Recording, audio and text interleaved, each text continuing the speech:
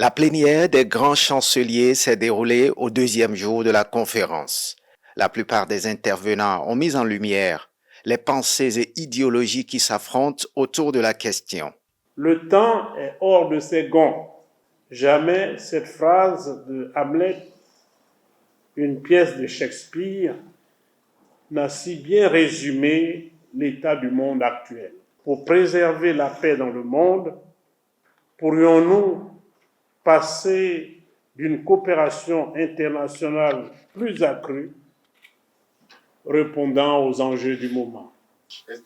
Cette paix que toujours nous mentionnons repose sur des piliers de justice, la liberté, l'équité, le développement, tous secteurs confondus.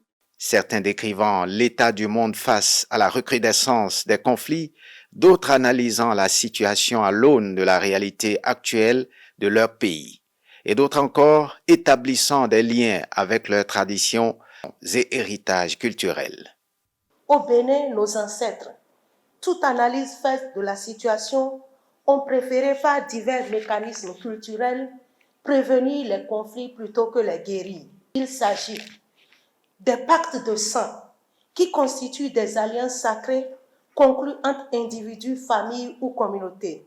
Les pactes de terre qui sont des accords coutumiers conclus sous l'autorité des chefs traditionnels et des notables, souvent placés sous la protection des divinités locales. Ils visent à prévenir ou à résoudre les conflits fonciers ou de coexistence dans le même espace.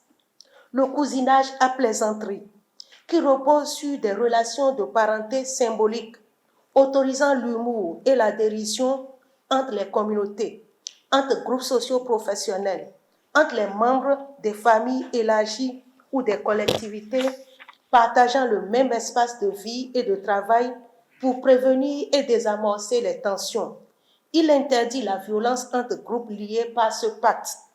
S'agissant des communautés au Bénin, ce dernier mécanisme s'observe entre les Bariba et les Nago, les Bariba et les Djerma, les Hausa et les Peuls, les Gourmantiers et les Hausa, les Gourmantiers et les Peuls, les Djerma et les Peuls, les Yoruba et les Mokole, les Dindi et les Gourmantiers, etc. Quant aux groupes socio-professionnels, ils s'observent entre les forgerons et les Peuls, les chasseurs et les pêcheurs, etc. Dans ces rapports interhumains, les plaisanteries ritualisées permettent de parler de problèmes sérieux, graves, préoccupants avec humour entre hommes sans se fâcher, d'apaiser les tensions liées à la cohabitation, au commerce ou à la compétition pour l'accès aux ressources sans affrontement. La résolution pacifique des conflits repose avant tout sur l'écoute mutuelle et la compréhension des causes profondes des tensions. Les conflits ne naissent jamais du hasard. Ils trouvent leurs racines dans les frustrations économiques, les injustices sociales, des fractures identitaires ou des déficits de gouvernance. Le vieux soldat que je suis a trop vécu de conflits pour s'illusionner sur le fait qu'on éradiquera la guerre des sociétés humaines et de nos relations internationales.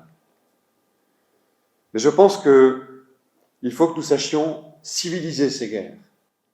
Les intervenants ont ainsi invité à une vigilance permanente et encouragé les grands chanceliers ainsi que leurs institutions à être de véritables ambassadeurs de la paix.